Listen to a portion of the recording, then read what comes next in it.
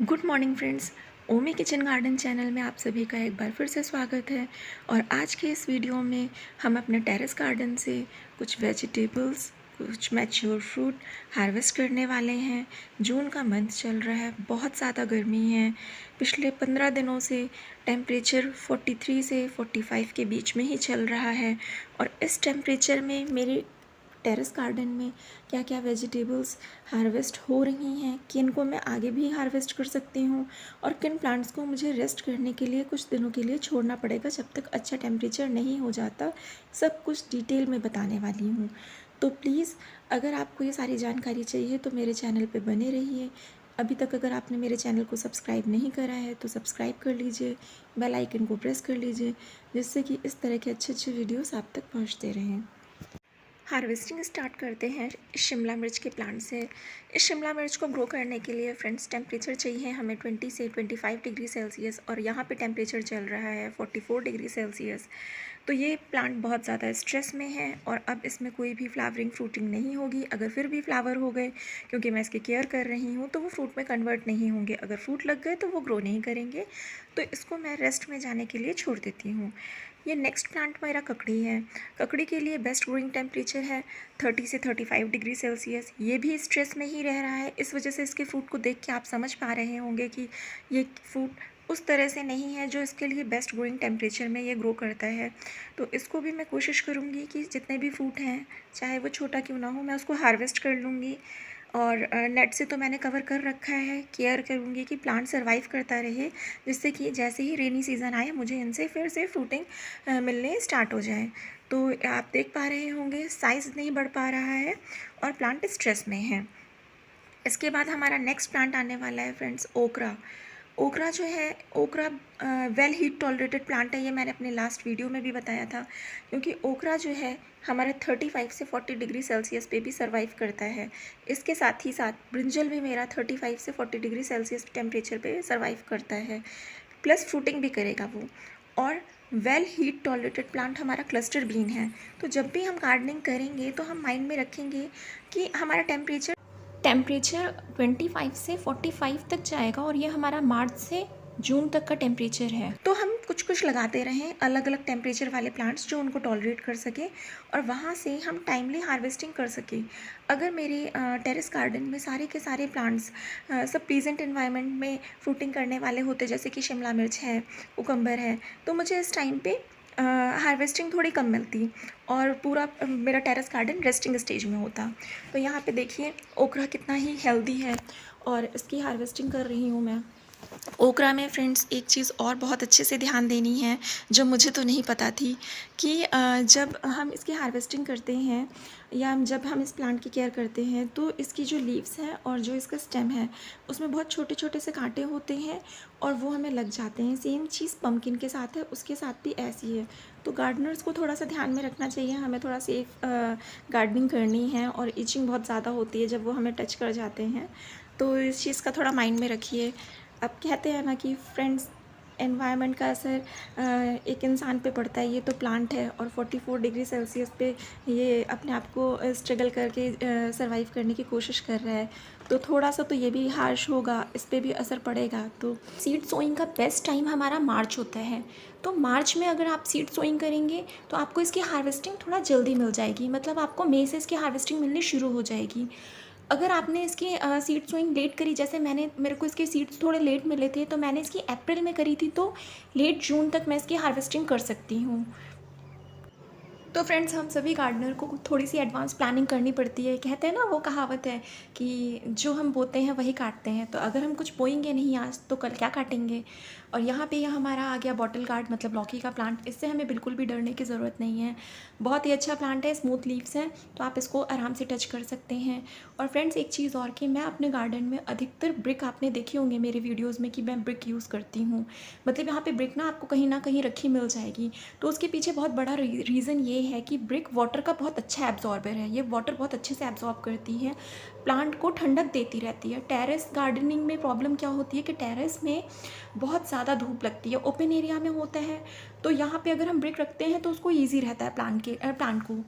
और फ्रेंड्स, यहाँ आज मिंट को मैं पूरा का पूरा हार्वेस्ट करने वाली हूँ। उसके पीछे सबसे बड़ा रीज़न ये है कि आज संडे है और फ्री होके मैं ये सारे काम कर पा रही हूँ। आराम से इसको एयर ड्राई कर लूँगी। एयर ड्राई करने से फ्रेंड्स किसी भी चीज़ का टेस्ट रिटेन रहता है, मतलब इसके फ्लेवर में कोई डिफरेंस नहीं आएगा। तो हमें किसी भी चीज़ को जब ड्राई करना है और ऑफ सीज़न उसको यूज़ करना है कि हमें पूरे ईयर हमें पुदीना चाहिए, तो उसका हम पाउडर बना लेंगे एयर ड्राई करके।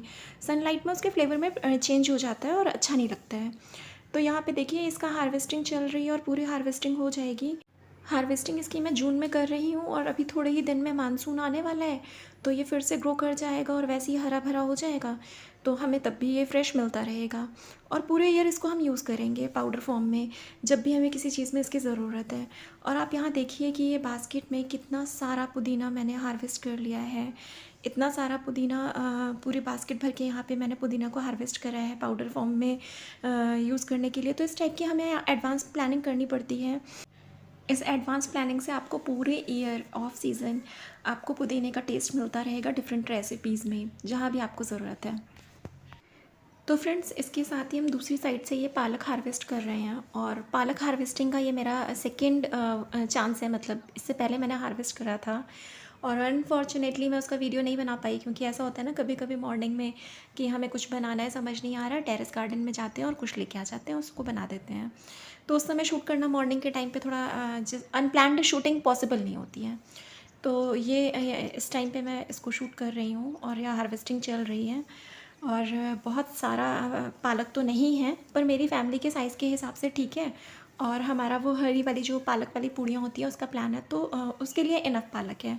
फ्रेंड्स पालक के साथ एक चीज़ ये भी होती है ना कि जब हम उसको मार्केट से लेके आते हैं तो दिमाग में कितने सारे डाउट्स होते हैं कि ये पालक ठीक है, ये न्यूज़ वाला पालक तो नहीं है जो नाले के पानी में उगाया गया है। फिर उस डाउट के साथ हम ख़रीदने की कोशिश तो करते हैं, पर वो कहते हैं ना दिमाग में वो हमारे पालक पनीर चल रहा होता है, चलो ले लेते हैं टाइप का। तो लेते हैं लेकिन डाउट्स के साथ लेते हैं। पर जब आप टेरेस गार्डन से ये देखो फ्रेश वाला पालक हार्वेस्ट करते हो ना, सारे डाउट्स क्लियर रहते हैं। नहीं, कुछ प्रॉब्लम नहीं है, हमने उगाया है, अपने हाथों से उगाया है, फुल्ली ऑर्गेनिक है और आराम से जो भी बनाना है बनाओ, कोई टेंशन की बात नहीं है। तो ये पीछे मैं अदरक के प्लांट को करेले की बेल से कवर कर दे रहे हैं कि जिससे वो इतनी गर्मी में ड्राई ना हो, करेले की बेल की ठंड से वो चलता रहे, ग्रो करता रहे। और ये मस्क मेलन आ गया, यहाँ पे इसको चूहे ने काटा था पर इसका कुछ बिगाड़ नहीं पाया, क्योंकि ये बहुत हार्ड शेल होता है और चीटे वीटे भी इसका कुछ ख़राब नहीं कर पाते, बहुत ईजिली कहते हैं ना ग्रो हो जाता है। वो दूसरी वाली वैरायटी जिसको जिसको मैं लाइक नहीं कर रही थी, लास्ट वीडियो में बताया था, तो फ्रेंड्स वो वाली जो वैरायटी है वो उसका कवर जो है थोड़ा सा सॉफ्ट होता है, तो उस पर पेस्ट का अटैक बहुत ज़्यादा होता है। चींटे वगैरह या माउस वगैरह उसको बहुत ज़्यादा प्रेफर करते हैं और इस पर कोशिश करी थी पर वो सक्सेस उनको नहीं मिली, तो इस पर अटैक थोड़ा कम ही करते हैं और आप इसकी हार्वेस्टिंग तक बहुत ईजिली पहुंच पाएंगे, हार्वेस्टिंग कर पाएंगे। तो ये वैरायटी आप ग्रो कर सकते हैं बहुत ही ईजिली। और आप देख पा रहे हैं यहाँ पे मेरे पास अभी कितने सारे मस्क मेलन अभी हार्वेस्टिंग के लिए बच रहे हैं और थोड़े ही टाइम पे वो भी रेडी हो जाएंगे। मस्क मेलन मीठा तब होता है जब बहुत ज़्यादा गर्मी होती है, मतलब तब वो अंदर से अच्छे से पक जाता है। तो ये फुली मैच्योर हो चुका है और इसका टेस्ट फ्रेंड्स इतना अमेजिंग था, बहुत ही मीठा था। फर्स्ट टाइम था तो मैंने इसको अपनी फैमिली के साथ कट करा और खाया। नेक्स्ट टाइम मैं आपके साथ इसको कट करके दिखाऊंगी कि ये अंदर से कैसा दिख रहा है। अभी ये वाला बचा हुआ है तो ये मैं आपके साथ ही शेयर करूँगी। अभी भी बहुत सारे मस्क मेलन हार्वेस्टिंग के लिए रेडी हो रहे हैं, तो आने वाले 4-5 दिनों में ये रेडी हो जाएंगे या मे बी उससे ज़्यादा टाइम लगे। बट जो भी होगा तो मैं रिज़ल्ट आपके साथ शेयर करूँगी, उसके हार्वेस्टिंग आपके साथ शेयर करूँगी अगेन। और फ्रेंड्स अब देखिए दूसरी साइड पे हमारा ये जितना बचा हुआ पालक है मैं इसको हार्वेस्ट कर रही हूँ। यहाँ से मुझे एक इम्पॉर्टेंट ट्रिक पता चली कि हमें पालक किसी प्लांट के नीचे, मतलब साइड में ही ग्रो करना चाहिए, उसको ऐसे ओपन एरिया में नहीं ग्रो करना चाहिए। ग्रोथ थोड़ी कम होती है और उस तरह से उसमें फ्रेशनेस फील नहीं होती है। तो यहाँ पे मैंने ये वाला पालक भी हार्वेस्ट कर लिया है और इतना इनफ है यहाँ पे। अभी आप मेरी कंप्लीट हार्वेस्टिंग देख सकते हैं कि ये देखिए आज की हार्वेस्टिंग में हमारे पास क्या क्या है। तो वैसे तो मैं एक एक करके आपको दिखाई चुकी हूँ, पर एक बार फिर भी साथ में सारी चीज़ें क्या क्या हार्वेस्ट हुई ये देखते हैं। तो यहाँ पे हमारे पास ककड़ी है, पुदीना है बहुत सारा, और 2 छोटी छोटी सी शिमला मिर्च हैं, भिंडी है, पालक है। तो आज की ओवरऑल वीडियो है मेरा।